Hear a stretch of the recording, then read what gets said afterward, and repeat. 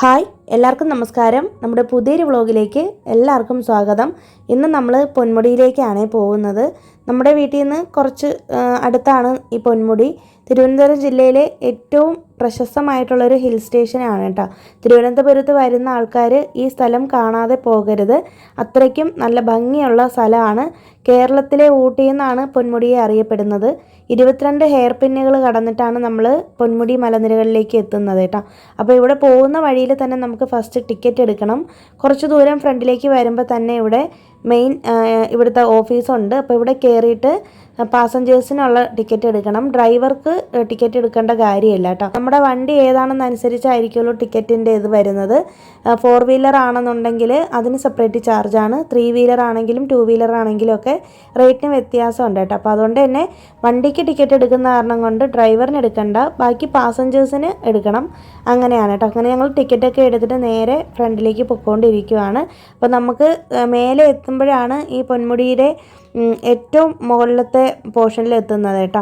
അപ്പോൾ ഞാൻ പറഞ്ഞില്ലേ 22 ഹെയർ പെന്നുകൾ താണ്ടിയാണ് നമ്മൾ പോകേണ്ടത്. അപ്പോൾ ഞങ്ങൾ ഓട്ടോറിക്ഷയിലാണ് പോകുന്നത് കേട്ടോ. അച്ഛൻ്റെ വണ്ടിയിലാണ് പോകുന്നത്. അപ്പോൾ പോകുന്ന വഴിയിൽ തന്നെ സൈഡ് ഓരത്തിലൊക്കെ ഇതുപോലെ തേയില കൃഷിയൊക്കെ ചെയ്തേക്കുന്നത് കാണാനായിട്ട് പറ്റും.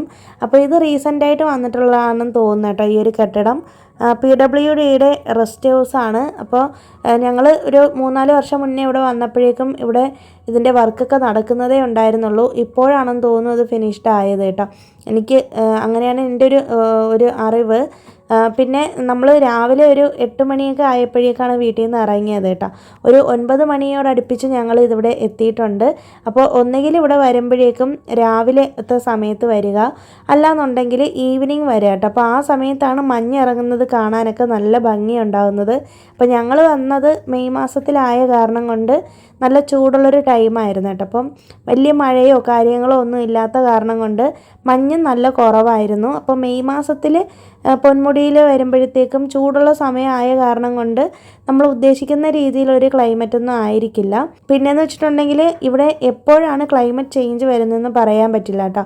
പെട്ടെന്നായിരിക്കും മഴ വരുന്നത്. ചിലപ്പോൾ ടൗണിലോട്ടൊക്കെ മഴയില്ല എന്നുണ്ടെങ്കിലും ചിലപ്പോൾ ഈ ഭാഗത്ത് മഴ പെയ്യാറുണ്ട്. അപ്പം അങ്ങനെയുള്ള സമയത്ത് വിനോദസഞ്ചാരികളെ മേലോട്ട് കയറ്റി വിടത്തില്ല. പിന്നെ നമ്മൾ ഫ്രണ്ടിലേക്ക് വരുമ്പോഴേക്കും വീണ്ടും അവിടെ ഒരു ചെക്കിങ്ങിന് വേണ്ടിയിട്ട് ആൾക്കാർ നിൽപ്പുണ്ടായിരിക്കും. അവരിങ്ങനെ ഒന്നുകൂടി ചെക്ക് ചെയ്യും കേട്ടോ, നമ്മൾ ടിക്കറ്റ് എടുത്തോ ഇല്ലയോ എന്നുള്ളതൊക്കെ. നല്ല തിരക്കുള്ള സമയത്തൊക്കെ ആണെങ്കിൽ താഴേന്ന് ടിക്കറ്റ് എടുക്കാതെ വരുന്നവരാണെങ്കിൽ മേലെ വന്നിട്ട് ടിക്കറ്റ് എടുക്കേണ്ടി വരും. പിന്നെ ഇവിടെ വരുമ്പോഴേക്കും വഴിയോര കച്ചവടങ്ങളൊക്കെ ഇഷ്ടംപോലെ ഉണ്ടായിരിക്കും കേട്ടോ. ടീയും സ്നാക്സും ഒക്കെ നമുക്ക് കഴിക്കാൻ വേണമെന്നുണ്ടെങ്കിൽ ഞങ്ങൾ രാവിലെ വന്ന കാരണം കൊണ്ട് കടകളൊക്കെ ഓപ്പൺ ആവുന്നതേ ഉണ്ടായിരുന്നുള്ളൂ. അതുപോലെ തന്നെ തേയില വേണമെന്നുണ്ടെങ്കിൽ നമുക്ക് ഇവിടുന്ന് പാഴ്സലായിട്ട് മേടിക്കാം. ഞാനാണെന്നുണ്ടെങ്കിൽ തേയില മേടിക്കണമെന്ന് വിചാരിച്ചായിരുന്നു കേട്ടോ. പക്ഷേ ഞങ്ങൾ തിരികെ വന്നപ്പോഴേക്കും കടകളിൽ തുറക്കുന്ന കാരണം കൊണ്ട് നമുക്ക് കിട്ടിയില്ലായിരുന്നു കേട്ടോ. സാധാരണ എപ്പോഴും ഞാൻ ഇവിടെ നിന്ന് തേയില മേടിച്ചുകൊണ്ടാണ് പോവാറുള്ളത്. ഇവിടെ തന്നെ ഒരു പോലീസ് സ്റ്റേഷനൊക്കെ ഉണ്ട്. നമുക്ക് എന്തെങ്കിലും ഒരു അത്യാവശ്യ ഘട്ടങ്ങളൊക്കെ വരുവാണെങ്കിൽ എമർജൻസി ഒക്കെ ഉണ്ടെന്നുണ്ടെങ്കിൽ ഈ പോലീസ് സ്റ്റേഷനുമായിട്ട് ബന്ധപ്പെടാനായിട്ട് പറ്റും കേട്ടോ. പിന്നെയെന്ന് വെച്ചിട്ടുണ്ടെങ്കിൽ നല്ല മഴയും കാലാവസ്ഥ പ്രതികൂലമൊക്കെ ആണെന്നുണ്ടെങ്കിൽ മേലോട്ടേക്ക് കടത്തി വിടത്തില്ല എന്ന് പറഞ്ഞില്ലേ. അപ്പോൾ അതുകൊണ്ട് തന്നെ ഇങ്ങോട്ടേക്കുള്ള ഗതാഗതമൊക്കെ തടസ്സപ്പെടും. പിന്നെ നമുക്കിവിടെ വേണമെന്നുണ്ടെങ്കിൽ ബസ്സിൽ വേണമെങ്കിൽ വരാം കേട്ടോ. തിരുവനന്തപുരം റെയിൽവേ സ്റ്റേഷനിൽ വന്നിറങ്ങുന്നവരാണെങ്കിൽ ബസ് സ്റ്റാൻഡിൽ വന്നിട്ട് വിതുര പൊന്മുടി ബസ്സിൽ കയറിയാൽ മതി. നേരെ നമ്മളെ ഇവിടെ മേലെയാണ് കൊണ്ട് ഇറക്കുന്നത് കേട്ടോ. അപ്പോൾ ഡയറക്റ്റായിട്ട് നമുക്ക് KSRTC ബസ്സിൽ വേണമെന്നുണ്ടെങ്കിൽ വരാം. ഇല്ല നിങ്ങൾ 2 വീലറിലാണ് വരുന്നതെന്നുണ്ടെങ്കിൽ കാലാവസ്ഥയും എല്ലാം നോക്കിയിട്ടൊക്കെ നിങ്ങൾക്ക് വരാം കേട്ടോ. അപ്പോൾ ഞങ്ങൾ വരുന്ന വഴിക്ക് തന്നെ കുറച്ച് ഹെയർ പിൻ കടന്നു വന്നപ്പോഴേക്കും തന്നെ അവിടെ ഒരു സ്പോട്ടിൽ നിർത്തിയതാണ്. ഒന്ന് ജസ്റ്റ് വീഡിയോ എടുക്കാനും ഒന്ന് റിലാക്സ് ചെയ്യാൻ വേണ്ടിയിട്ടൊക്കെയാണ് കേട്ടോ. പിന്നെ ഞങ്ങൾ രാവിലത്തെ ബ്രേക്ക്ഫാസ്റ്റ് കഴിച്ചിട്ടില്ല. ഞങ്ങൾ ഇന്ന് ഇവിടെ വന്നിരുന്നാണ് ഭക്ഷണം കഴിക്കാനായിട്ട് പോകുന്നത്. എല്ലാ പ്രാവശ്യവും നാട്ടിൽ വരുമ്പോൾ ഞങ്ങൾ ഇവിടെ പൊന്മുടിയിൽ വരാറുണ്ട്. ഞങ്ങളുടെ വീട്ടിൽ നിന്ന് കുറച്ച് അടുത്താണ്. അപ്പോൾ അതുകൊണ്ട് തന്നെ നമുക്ക് വരുന്നത് കൊണ്ട് വലിയ ബുദ്ധിമുട്ടൊന്നും ഇല്ല കേട്ടോ. അപ്പോൾ അതുകൊണ്ട് തന്നെ ഞങ്ങൾ മുടങ്ങാതെ വരാറുണ്ട് കേട്ടോ നാട്ടിൽ വരുമ്പോഴൊക്കെ. പിന്നെ ഇത്തവണയാണെന്നുണ്ടെങ്കിൽ ഞാൻ പറഞ്ഞില്ലേ കാലാവസ്ഥ നല്ലതായ കാരണം കൊണ്ട് ഞങ്ങൾ ബ്രേക്ക്ഫാസ്റ്റ് ഇവിടെ വന്നിരുന്ന് കഴിക്കാമെന്ന് കരുതി. ഒരു 2-3 വർഷം മുന്നേ ഞങ്ങളിവിടെ വന്നപ്പോഴും ഇതുപോലെ രാവിലത്തെ ബ്രേക്ക്ഫാസ്റ്റ് കൊണ്ടുവന്ന് ഇവിടെ ഇരുന്നിട്ടാണ് കഴിച്ചത്. അന്നിങ്ങനെ അച്ഛനും അമ്മയൊന്നും വന്നില്ല. ഞാനും ഹസ്ബൻഡും മോള് ചെറുതായിരുന്നു ആ സമയത്തൊക്കെ. അപ്പോഴാണ് ഞങ്ങളിവിടെ വരുന്നത് കേട്ടോ. അങ്ങനെ ഞങ്ങൾ മേലെ എത്തിയിട്ടുണ്ട്.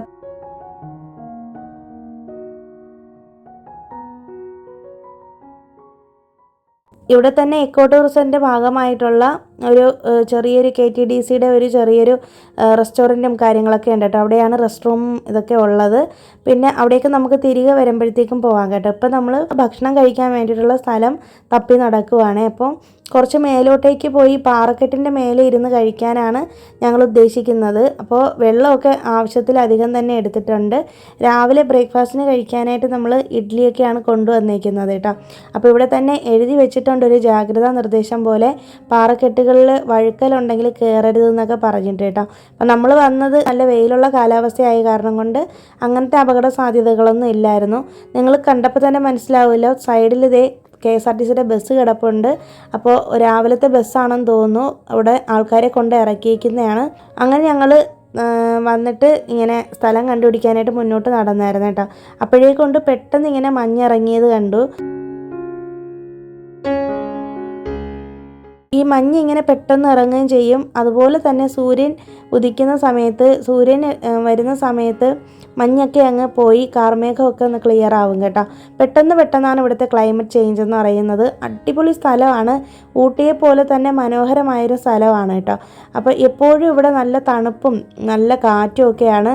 നമ്മൾ ഏത് സമയത്ത് ഇവിടെ വന്നാലും, പിന്നെ നല്ല മഴയുള്ള സമയത്തൊക്കെ ആണെങ്കിൽ മഞ്ഞിറങ്ങിയിട്ട് നമുക്കൊന്നും കാണാനൊന്നും പറ്റത്തില്ല കേട്ടോ. നമ്മുടെ വഴികളൊക്കെ ഇങ്ങനെ അടഞ്ഞു പോവും. അങ്ങനെയൊക്കെയാണ്. ഞങ്ങൾ ഇന്നിപ്പോൾ ഇഡ്ഡലിയും സാമ്പാറും ചമ്മന്തിപ്പൊടിയൊക്കെയാണ് കൊണ്ടുവന്നേക്കുന്നത്. അങ്ങനെ ഞങ്ങൾ ഇവിടെ ഇരുന്ന് തന്നെ ഭക്ഷണം കഴിച്ചിട്ട് പോകാമെന്നാണ് കരുതുന്നത് കേട്ടോ. അപ്പം നമ്മൾ ന്യൂസ് പേപ്പറൊക്കെ കൊണ്ടുവന്നിട്ടുണ്ട്. അതൊക്കെ വിരിച്ചിട്ടിട്ടാണ് ഞങ്ങൾ കഴിക്കുന്നത്. ഈ പാറക്കെട്ടിൻ്റെ മേലെ ഇരുന്നാണ് കഴിച്ചത് കേട്ടോ. അങ്ങനെ ഭക്ഷണമൊക്കെ കഴിച്ച് കഴിഞ്ഞതിന് ശേഷം ഇവിടെ തന്നെ വാഷ് ചെയ്യാനുള്ള ഫെസിലിറ്റീസൊക്കെ ഉണ്ട് കേട്ടോ. തൊട്ടടുത്ത് തന്നെ പൈപ്പ് കണക്ഷനും കാര്യങ്ങളൊക്കെ ഉണ്ട്. അവിടെ പോയിട്ട് നമുക്ക് വേണമെന്നുണ്ടെങ്കിൽ പാത്രമൊക്കെ കഴുകാം. വേറെ അന്തരീക്ഷ മലിനീകരണങ്ങളൊന്നും ഉണ്ടാകാത്ത രീതിയിൽ നമുക്ക് ഇവിടെ ഇരുന്ന് ഭക്ഷണം കഴിക്കാം കേട്ടോ.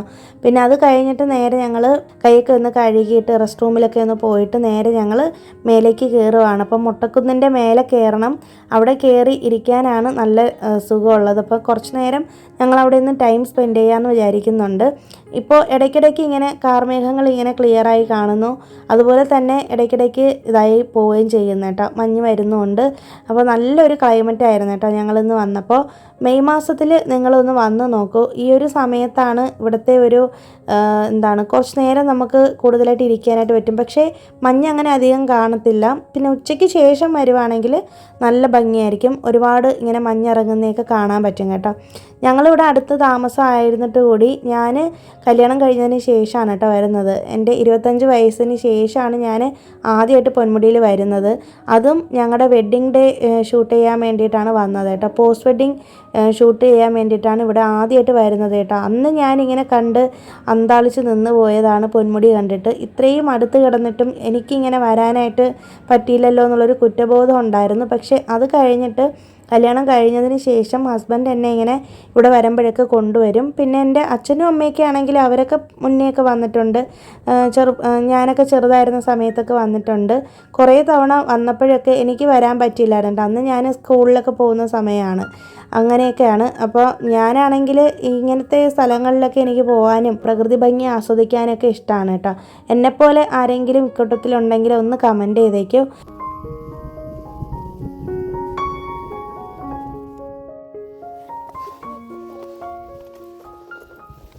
ഇതൊന്നും ഇഷ്ടപ്പെടാത്ത ആളുകൾ ആരും തന്നെ കാണത്തില്ല എന്നാണ് തോന്നുന്നത്. ശരിക്കും വേണ്ടിയിട്ടുണ്ടെങ്കിൽ പ്രകൃതിയുടെ ഒരു വികൃതി തന്നെയാണെന്ന് വേണമെങ്കിൽ പറയാം. എന്ത് മനോഹരമാണല്ലേ നമ്മുടെ ഭൂമി. ഒരിക്കലും നമുക്ക് പ്രഡിക്റ്റ് ചെയ്യാൻ പറ്റാത്ത അത്രയും ഭംഗിയിലാണ് നമ്മുടെ ഈ ഭൂമി കാണപ്പെടുന്നത്. പൊന്മുടി മലനിരകൾക്ക് ഈ പേര് വരാൻ കാരണം എന്ന് പറയുന്നത് മലദൈവങ്ങൾ പൊന്നു സൂക്ഷിക്കുന്ന മലയായതുകൊണ്ടാണ് പൊന്മുടി എന്ന പേര് വന്നതെന്നാണ് കാണിക്കാർ വിശ്വസിക്കുന്നത് കേട്ടോ. കാണിക്കാരായ ആദിവാസികൾ വിശ്വസിക്കുന്നത്. എന്നാൽ ഈ പേരിൻ്റെ യഥാർത്ഥ കാരണം ഇവിടെ പുരാതന കാലത്തുണ്ടായിരുന്ന ബുദ്ധജൈന സംസ്കാരമാണെന്നും ചില ചരിത്രകാരന്മാർ പറയപ്പെടുന്നുണ്ട് കേട്ടോ. പിന്നെ ബുദ്ധരും ജൈനരും തങ്ങളുടെ ദൈവനെ പൊന്നേര് ദേവൻ, പൊന്നേര് കോൻ എന്നും വിളിച്ചിരുന്നതെന്നും അതുകൊണ്ടാണ് ഈ മലയ്ക്ക് പൊന്മുടി എന്ന പേര് വന്നതെന്നാണ് അവർ കരുതപ്പെടുന്നത്. പിന്നെ പൊന്മുടി, പൊന്നമ്പലമേട്, പൊന്നാമല, പൊന്മന തുടങ്ങിയ പേരുകളൊക്കെ ഇത്തരത്തിലുണ്ടായവയാണെന്നും പറയപ്പെടുന്നുണ്ട്. പിന്നെ ഇവിടെയാണെങ്കിൽ പണ്ട് കാലത്ത് ബുദ്ധമത കേന്ദ്രമാണെന്നൊക്കെയാണ് പറയപ്പെടുന്നത്. തിരുവനന്തപുരത്തിന് കിഴക്കുള്ള അഗസ്ത്യകൂടം മലയിൽ ബുദ്ധമത വിശ്വാസികൾ ഉണ്ടായിരുന്നെന്നൊക്കെയാണ് പറയപ്പെടുന്നത് കേട്ടോ. ഇതൊക്കെ ഹിസ്റ്ററിയാണ് ഇവിടുത്തെ.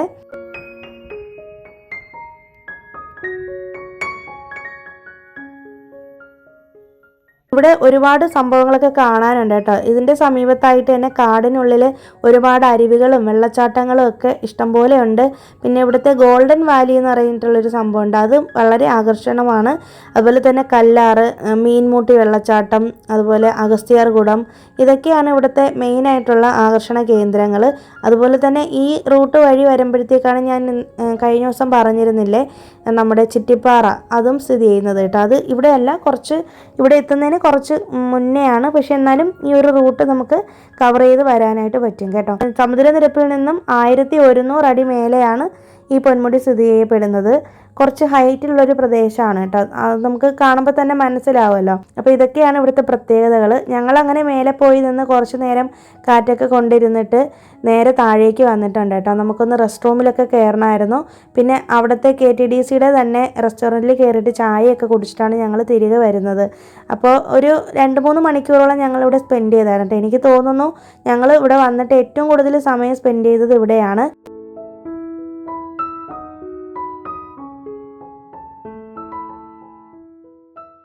വരുന്ന വഴിക്ക് തന്നെ ഞങ്ങളൊരു സ്ഥലത്ത് റെസ്റ്റ് ചെയ്യാൻ വേണ്ടിയിട്ട് ഇറങ്ങിയതാണ്.